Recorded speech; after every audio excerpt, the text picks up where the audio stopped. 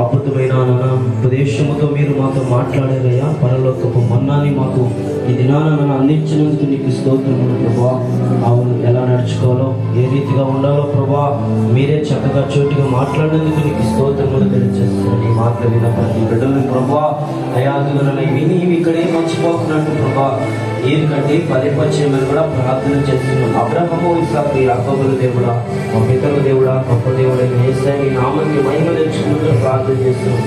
మరి ఉదయ కాల సమయం నుంచి సమయం వరకు నాన్న నీ సన్నిధిలో కూర్చొని ప్రతి బిడ్డలు నాన్న మీరు దీవించి దీనికి మీరు మార్చండి. మరి నాన్న నిన్నటి నుంచి ఉపదేశము గడిపున్న ఆయన నాన్న బిడ్డలు ఉన్నారు. మరి ఉపదేశము గడిపున్న నాన్న ఉపవాస్తున్న ప్రతి బిడ్డను నాన్న మీరు దీవించాలి. వారి యొక్క అవసరాలు అక్కర్లు ఏవైతే ఉన్నాయో అవి నీ నామ మహిమైశ్వర్యంలో మీరే తీర్చమని కూడా ప్రార్థన చేస్తున్నాం ప్రభువా. వారి ప్రయాసము అర్థము కాకున్నట్లు ప్రభా అయా నాన్న వారి యొక్క ఉపవాసముకి తగ్గట్టు మీరు కార్యం చేయమని కూడా ప్రార్థన చేస్తున్నాం. అయా నాన్న ఇక మీ ఆస్తులు నాన్న దీవించండి, దేవుని కరంగా మీరు మార్చమని కూడా ప్రార్థన చేస్తున్నాం.